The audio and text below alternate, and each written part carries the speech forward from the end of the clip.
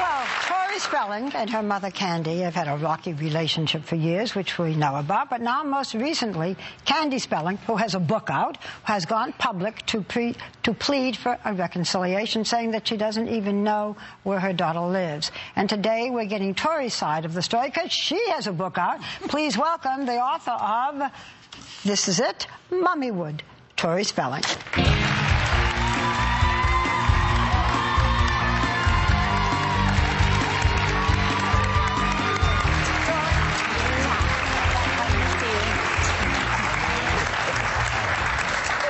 You don't even look like you've had 2 kids.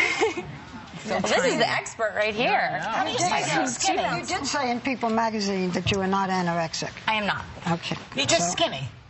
I'm just... I weigh 40 pounds with each weight. You know what I say? People don't remember what I look like not pregnant. I'm sure you had that problem going back. Yeah, it's just 2.5 years I've been pregnant, so this is what I look like before. Pretty much forget what you look so like. Let's get into this, which we've been discussing, and which you write about in your book, and your mother writes about, and it sounds like something out of Aaron Spelling, a great producer. It sounds like one of his... not sitcoms, but dramas. Okay, your mother did an interview in 2020 a few weeks ago and said that she has no idea where you even live. She'd like to be in contact, but she doesn't even know where you live. Is that the case? That is not the case. She does know where you live. She knows where I live, yes.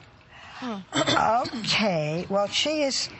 since we've all been talking about this, you love her, but you don't like her? Is that what it is? No, I mean, I've never gone on record saying that. I know that's what you guys were talking about earlier. Of course, you know, I found out when I had my son and my daughter that you have a bond with your parent, a bond that I'll always have with her, but we kind of don't mesh. We don't make a good pair, of course. Do you like her? On some level. You know, when we read that she gets in touch with you on her website, and you're getting in touch with her in books and so forth, and she calls you and you won't call her, why don't you just pick up the telephone and call your mother?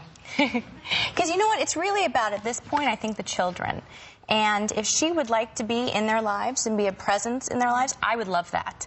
But I really feel that if she is serious about it, then she needs to reach out. And, you know, she has my phone number, she has my email, she knows where I live, she can write me a letter. Kid, so why not call the mummy? But there was why not the mother calling? But you're both being very prideful, it seems to me. Both of you are very prideful on this. I'm not going to call, let her call, she'll call. It's baloney. Life is short, Tori. I hear you, but no, I understand that. I do. I really do. And it's, you know, it's a lot more complicated than it actually seems, you know, just talking out loud. But I'm not actively seeking a relationship with my mother. But if she wants to be an active grandparent, I would love that. And there was, I mean, I read in the book, I mean, there was a time when she was there for the birth of Liam, who's 2, right? Yes. And then she was actively setting up play dates, and there was a time, and then all of a sudden I loved that. Yeah, and then she started canceling. So there must have been a part of you that started to protect him, and I think that she wasn't there for your daughter's birth. Correct? That's the question, is why one child and not the other? Right. Well, something must have happened because she was pursuing this relationship that you were talking about. What happened? Well, I tell the story in the book, and basically I don't know what happened. That's where what it comes down to. I don't know what happened. She was in Liam's life, and then all of a sudden she wasn't. And I do have to protect myself because growing up, I've been through down that road, and I hope it'll be different. I hope they have a great relationship. But when you've been hurt time and time again, at some point as a parent yourself now, you're worried about your own children. People who go through divorces go through that with like the father. They go, I'm gonna stop trying to. You have to do it. You have to do it. You know. But do you think because of the sake of the child, you might still try to get in contact with your mother just for your children?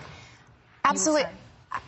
If she is serious about being a presence in their lives, I would love for her to reach out to see them. Stella is 10 months old now. So give her a message now. Let's, Mom, call. Oh, look how adorable. How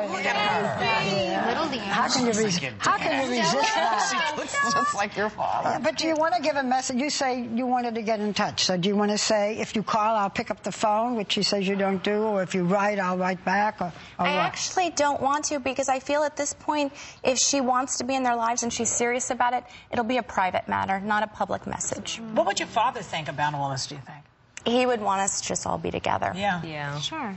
But he wouldn't want it to be as public as it is, obviously. So we see the kids running around and all. We know Dean. You talk about Dean. The photos in the book are so cute. I mean, he seems like such an involved, loving dad, which is amazing, I think, to have. He's completely hands-on. Yeah, that's fun. And I have to say, I'm going to switch gears just a little bit. That's cute.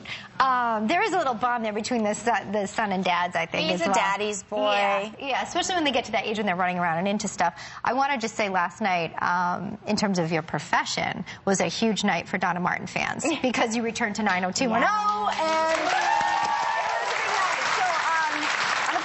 note, I think a lot of fans were excited, but there was one thing that on behalf of them I have to say, what is going on with Donna and David? They're Splitsville, they're not together. No. They're separated. Separated for now.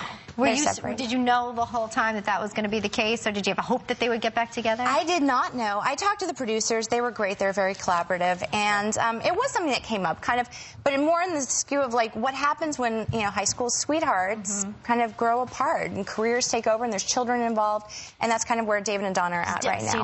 Devastating. Well, it could work out. It could work out. Tune in. You know, your mother's coming on next week. I know. Are you worried for her for coming on with us? Are you glad? We'll ask the same questions. You know what? After everything that's been on, I have to admit, when I heard she was coming on, I was like, oh no, I hope she'll be okay. Did you ever consider coming together, maybe? No, that wouldn't work. Here. It was private first. Yeah, but you said private, but you write about it in your book, and your mother says private, but she writes about it in her book. You come on television, she comes on television. But not together. So can't you just say, I don't know, yeah, obviously you can. No. But if I'm looking to achieve a relationship or for my children, I'm not going to do it on television. We can do that privately. Telling stories about my life, this is just about being a mother. This is about who the woman I've become. And it was stories I felt like I needed to tell in order to achieve that. Thanks. Well, you got your fingers in everything. It's exciting to see. I don't know if you're following in your dad's footsteps or just mirroring his footsteps, but good luck. Well, and also we should say, as you can hear, they're interesting books, and